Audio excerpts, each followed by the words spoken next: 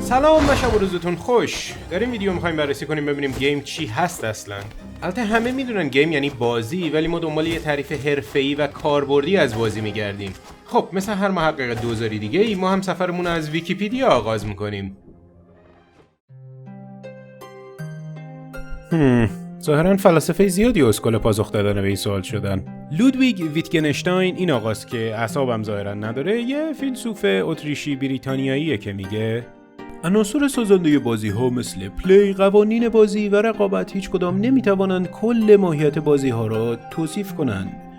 مردم کلمه بازی را برای توصیف طیف وسیع و متفاوتی از فعالیت‌های بشر استفاده می‌کنند که به هم ربطی ندارند به جز چیزی که میشه بهش گفت شباهت خانوادگی. به به، عجب توصیفی. دوزارم نمیارزید یعنی این توصیف. این که به ما هیچی نگفت که، ولی یه چیزی گفت یارو. پلی مگه همون بازی نیست؟ خب واجب شد یه تفعالی بزنیم به حضرت دیکشنری. خب گیم که میشه بازی، مسابقه، شکار. حالا سرگرمی و شوخی هم قبول باشه، منهای شکار این یکی تمام معنیاش شبیه همن. بریم ببینیم پلی یعنی چی.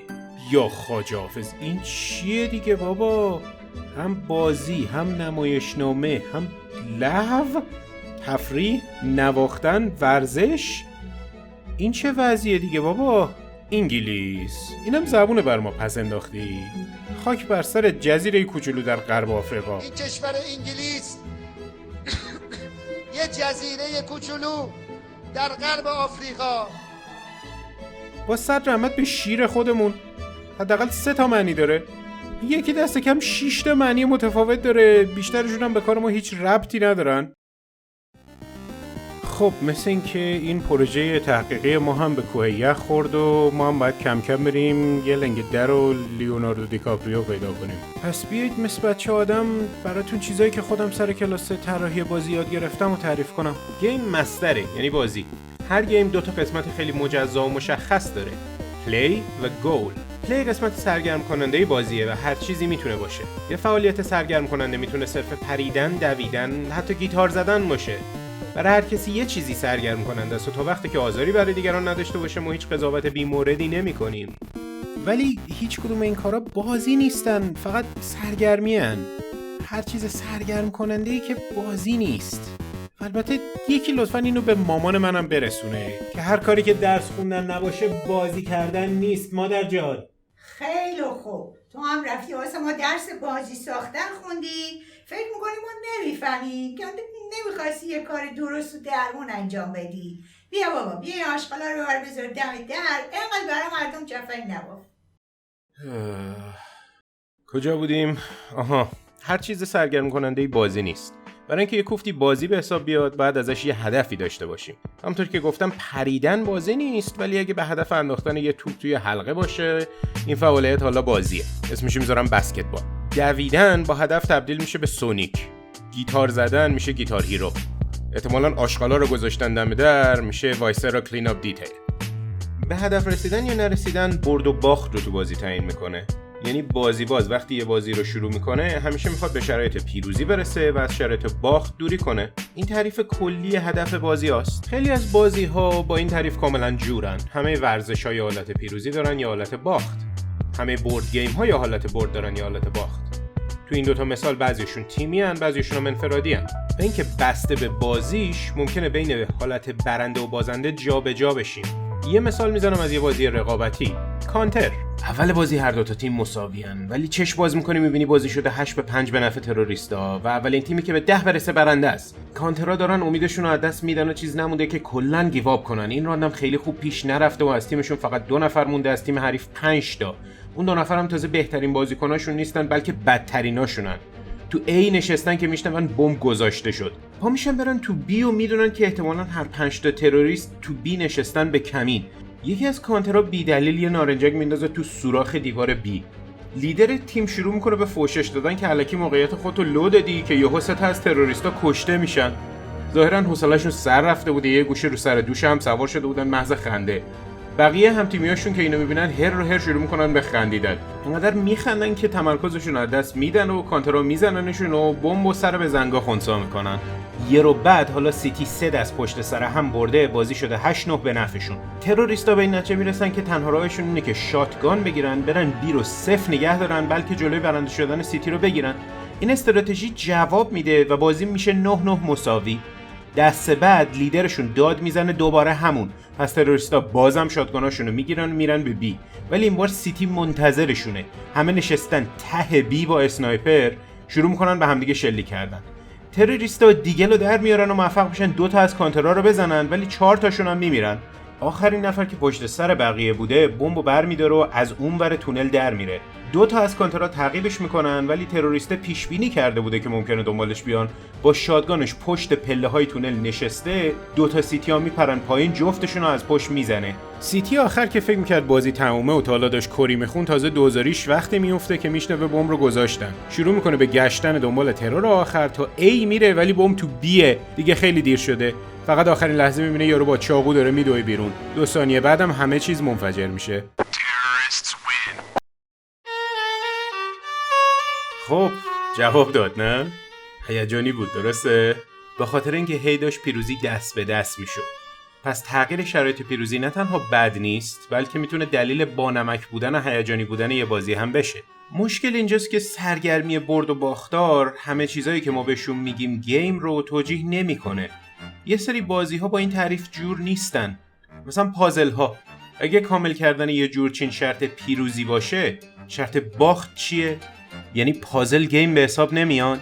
میدونم که الان طرفدارای پازل گیم ها یا دارن به من فوش میدن یا به این تعریف از گیم، ولی گول خوردین. یه چیزی رو که من نگفته بودم برای خودتون شرط در نظر گرفتید. من که گفتم بازی حتما بعد از شرایط خنثی شروع بشه؟ تو بازی‌های پازلی اکثرا بازی در حالت باخت شروع میشه. مثلا میخوایم یه جورچین درست کنیم.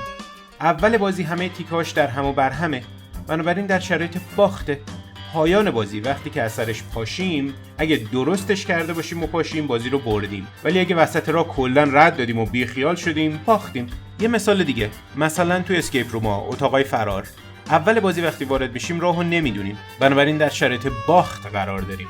اگر که توی یه ساعتی که بهمون دادن اتاقو حل کردیم و راه فرار رو پیدا کردیم، برنده میشیم. در غیر این صورت بازی رو در همون شرایط باخت به پایان میرسونیم. خیلی از بازی‌های فکری کلاسیک و پازل‌ها همینطورین. البته مثال نقضش هم وجود داره، ولی میشه گفت به صورت کلاسیک تعریف عملی پازل همینه. بازی که از شرایط باخت شروع میشه و بعد خودتو به حالت برد برسونی، چه با محدودیت زمانی چه بدون محدودیت زمانی. حالا یه سوال بجا میتونه این باشه، آیا از اون طرفش هم ممکنه؟ یعنی اینکه یه بازی از شرایط برد شروع بشه و هدفش این باشه که شما سعی کنی در شرایط برد بمونی و به شرایط باخت منتهی نشی؟ خب البته که میشه. این بازی‌ها بیشتر مدل رکورد زدن هستن. مثلا بچه‌ها تو استخر با هم مسابقه میذارن ببینن کی بیشتر میتونه نفسش رو حبس کنه و زیر آب بمونه. خب اول بازی همه کله‌ها زیر آبه، همه دارن برنده میشن، ولی نفر آخری که هنوز زیر آب مونده برنده است. مگه که نفر آخر کلاً بیاد رو آب شناور بشه، در اون صورت نفر یکی مونده با آخر برنده میشه. ویدیو گیم این مدلی هم داریم که از حالت برد شروع بشه. خب آره، ولی بیشتر به برخورد شما با بازی برمیگرده. مثلا بازی دودل جامپ، اگه هدف اینه که یه رکورد بزنی که رفقات بهش نرسن، داری این مدل رو بازی میکنی. ولی اگه یکی رکورد زده و تو هدفت اینه که بهش برسی، داری به مدل دوم بهش نگاه میکنی. باخت مگه اینکه خلافش ثابت بشه. بنابراین این مدل آخر میتونه خیلی رقابتی تر هم باشه، ولی مثال دیگه ای هم وجود داره. معروف ترین این مثال ها سبک تاور دیفنسه که من ترجمهش میکنم دفاعی برجکی. در بازی‌های دفاعی برجکی هدف معمولاً دفاع کردن از پیروزیه. یعنی دشمن که معمولاً کامپیوتره میخواد به یه جایی برسه یا یه چیزی رو تخریب کنه و هدف بازیکن اینه که سر راهش تله و مانع و دردسر قرار بده تا جلوی پیشرفت دشمن رو بگیره.